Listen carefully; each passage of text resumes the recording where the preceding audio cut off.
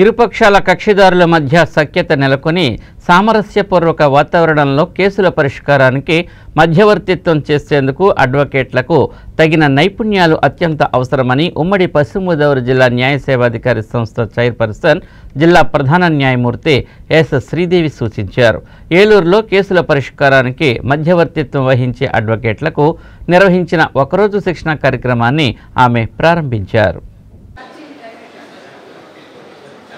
ఉమ్మడి పశ్చిమ గోదావరి జిల్లాలోని శిక్షణ పొందిన మధ్యవర్తిత్వం వహించే అడ్వకేట్లకు ఒకరోజు ఓరియంటేషన్ కార్యక్రమాన్ని ఉమ్మడి పశ్చిమ గోదావరి జిల్లా న్యాయ సేవాధికారి సంస్థ చైర్పర్సన్ జిల్లా ప్రధాన న్యాయమూర్తి ఎస్ శ్రీదేవి జ్యోతి ప్రజ్వలన చేసి ప్రారంభించారు.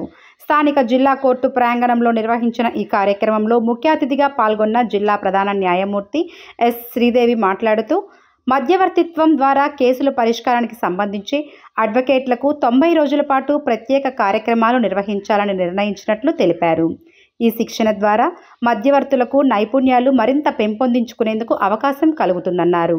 తద్వారా కక్షిదారులకు త్వరితగతిన పరిష్కారాలు లభిస్తాయని చెప్పారు.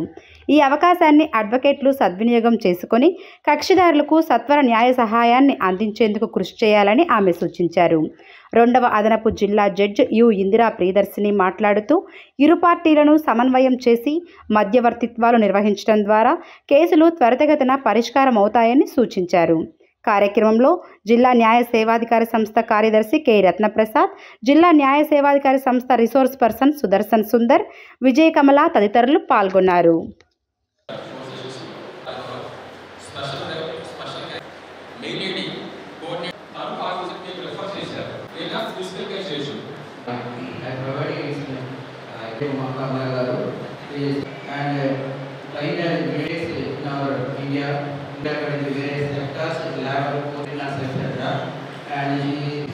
Tamil Nadu, AP and other districts also. And she advise you for how to conduct preparation. Thank you very much. I'm happy when I was called almost from because my mother tongue is Telugu, so I could take from Andhra or Telugu. నేను record అయితే పంపించాం. So వీళ్ళని నేను cases చేయండి. మొన్న లోకల్లో 137 అనుకుంటా పట్టుకున్నాను. ఎందుకంటే సివిల్ 37 చూసి నాట్ ఏ జోక్. మాకు స్టేట్ లీగల్ సర్వీస్ అథారిటీ నుండి వచ్చిన డైరెక్షన్స్ ప్రకారం ఈ ఓరియంటేషన్ ప్రోగ్రామ్ ఆర్గనైజ్ చేయడం అవుతుందండి.